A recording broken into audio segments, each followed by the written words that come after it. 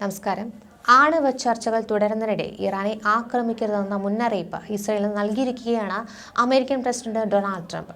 Trump തന്നെയാണ് ഇക്കാര്യം നെതന്യാഹുവിനെ അറിയിച്ചതെന്ന് വ്യക്തമാക്കിയത്. അതേസമയം ആണവ വിഷയത്തിൽ അമേരിക്കയും ഇറാനും തമ്മിൽ ചർച്ചകൾ പുരോഗമിക്കുകയാണ്.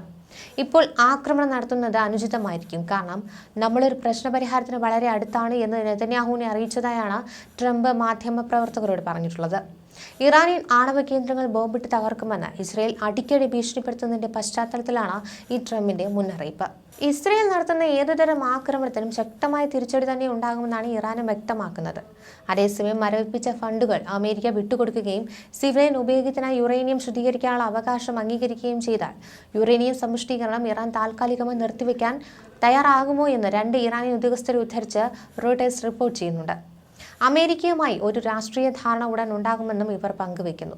ഒരു വർഷത്തേക്ക് യുറേനിയം സമ്പുഷ്ടീകരണം ഇറാൻ നിർത്തിവെക്കുമെന്നാണ് ഇറാനിയൻ ഉദ്യോഗസ്ഥർ റോയിട്ടേഴ്സിനോട് വ്യക്തമാക്കുന്നത്. അതേസമയം ഇറാനും അമേരിക്കയും തമ്മിലെ ചർച്ചകൾ നല്ല സൂചനയായിട്ടാണ് കാണുന്നതെന്നാണ് ഐക്യരാഷ്ട്രസഭയുടെ അറ്റോമിക് വാച്ച് ഡോഗ് വ്യക്തമാക്കിയത്.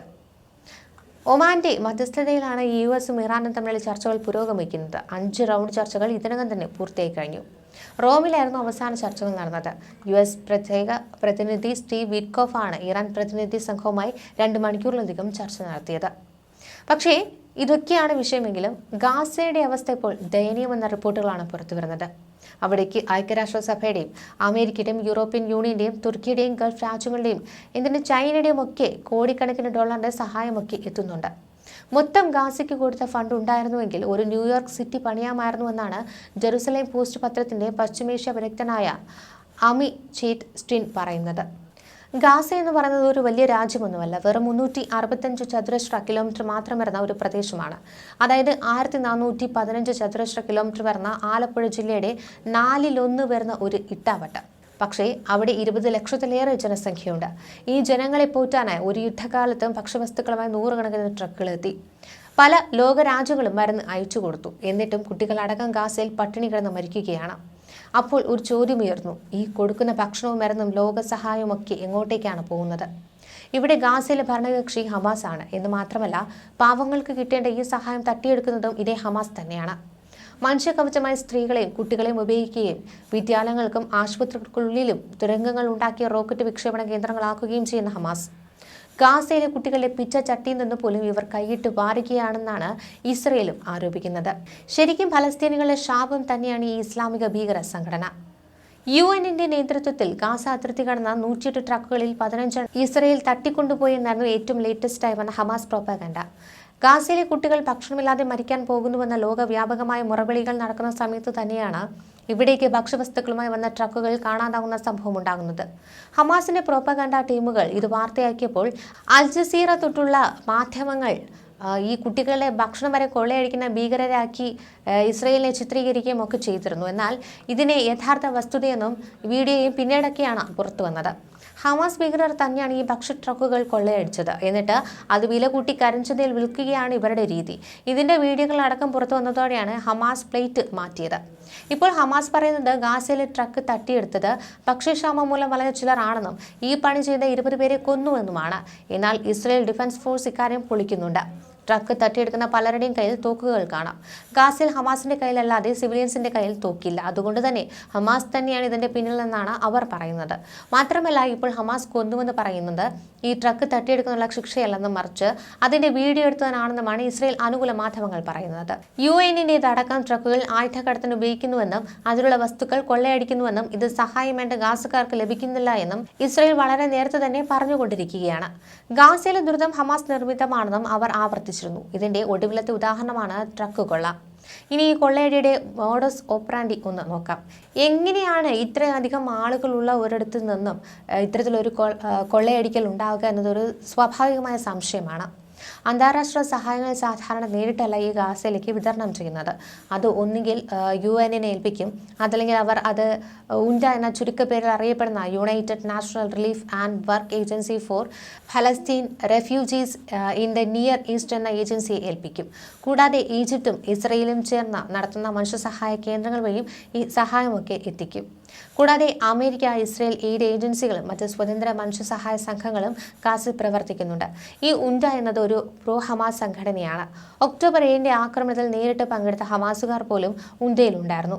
ഇതിന്റെ പേരിൽ 12 ഉൻഡ പ്രവർത്തകരെയാണ് അവസാനം UN പിരിച്ചുവിടേണ്ടി വന്നത്. ഗാസയിൽ UN മാത്രമല്ല ഭക്ഷണ വിതരണം നടത്തുന്നത്. ഗാസ ഹ്യൂമനിറ്റേറിയൻ ഫൗണ്ടേഷൻ എന്ന GHF, വേൾഡ് സെൻട്രൽ കിച്ചൺ എന്ന WCK, Hafizi charitable society of Bangladesh എന്നീ സംഘടനകളും ഇസ്രയേൽ സർക്കാരിന്റെ എയ്ഡ് ട്രക്കുകളും ഭക്ഷണ വിതരണവും നടത്തുന്നുണ്ട്. പക്ഷേ ഉൻഡ കൊടുക്കുന്ന കണക്കിൽ ഇതൊന്നും പെടുന്നില്ല. ഗാസയിൽ ഭക്ഷ്യദാരിദ്ര്യമുണ്ടെന്നാണ് BBC അടക്കമുള്ള മാധ്യമങ്ങൾ പറയുന്നത്. പക്ഷേ കണക്കുകൾ നോക്കുമ്പോൾ കഴിഞ്ഞ വർഷത്തേക്കാൾ കൂടുതൽ ഭക്ഷ്യ ട്രക്കുകളാണ് ഇവിടെ എത്തിയത്. പക്ഷേ ഇത് ആവശ്യക്കാരുടെ കയ്യിൽ എത്തുന്നില്ല. ഈ ആഴ്ച ഇതുവരെ 145 ട്രക്കുകൾ എത്തിയെന്നാണ് UN കണക്ക്. എന്നാൽ ഇത് ഹമാസ് കൊടുക്കുന്ന കണക്കുകൾ മാത്രമാണ്.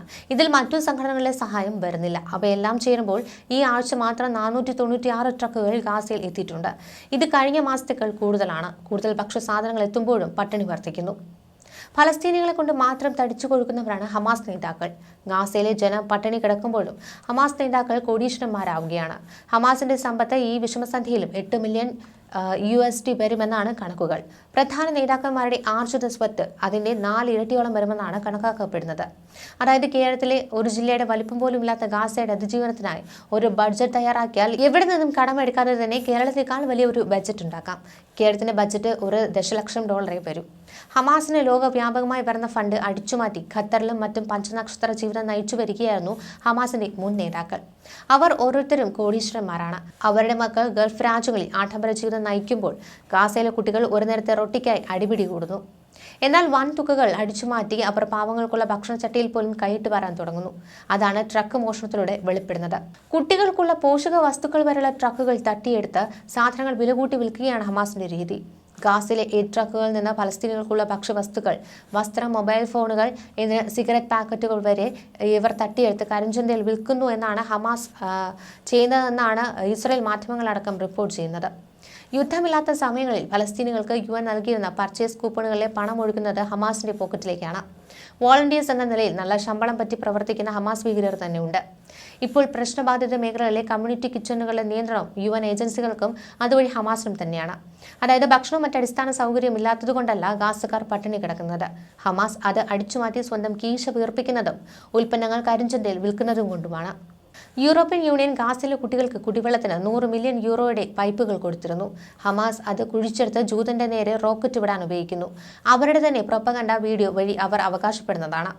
തങ്ങളുടെ കുഞ്ഞുങ്ങൾ വെള്ളം കുടിച്ചിട്ടില്ലെങ്കിലും ജൂതനിട്ട് പണി കൊടുക്കണമെന്നതാണ് ഹമാസിന്റെ മനസ്സ്. ഇതിനിടെ ഭീകരരെ ഓരോന്നായി കൊന്നൊടുക്കി ഹമാസിന്റെ ചിറകുകൾ അരിഞ്ഞിരിക്കുകയാണ് ഇസ്രയേൽ സേന. ഹമാസിന്റെ ഗാസയിലെ പുതിയ തലവൻ മുഹമ്മദ് സിൻവാറിനെ ഇസ്രയേൽ സേന വധിച്ചതായി പ്രധാനമന്ത്രി ബെഞ്ചമിൻ നെതന്യാഹു തന്നെ സ്ഥിരീകരിച്ചു കഴിഞ്ഞു. മെയ് 14 നടന്ന കടുത്ത വ്യോമാക്രമണത്തിൽ മുഹമ്മദ് സിൻവാറിന് ഗുരുതരമായി പരിക്കേറ്റതായി റിപ്പോർട്ടുകൾ ഉണ്ടായിരുന്നു. ആ സമയത്ത് ഇസ്രയേൽ പ്രതിരോധ സേനയ്ക്ക് വാർത്ത സ്ഥിരീകരിക്കാൻ കഴിഞ്ഞിരുന്നില്ല. ഹമാസിന്റെ മുൻ തലവൻ യഹ്യ സിൻവാറിന്റെ സഹോദരനാണ് മുഹമ്മദ് സിൻവാർ. യഹ്യ സിൻവാർ കഴിഞ്ഞ വർഷം ഒക്ടോബറിൽ ഇസ്രയേൽ സേനയുടെ ആക്രമണത്തിൽ കൊല്ലപ്പെട്ടിരുന്നു. 2023 ഒക്ടോബർ 7 ഇസ്രയേലിൽ കടന്നുകയറി ഹമാസ് നടത്തിയ ഭീകരാക്രമണത്തിന് പിന്നാലെ സൂത്രധാരന് യഹ്യ സിൻവാർ ആയിരുന്നു. ഇറാനിൽ വെച്ച് ഇസ്മയിൽ ഹാനിയെയും മൊസാദ് വധിച്ചതിനെ തുടർന്നാണ് യഹ്യ സിൻവാർ ഹമാസിന്റെ തലതൊട്ടപ്പനായത്.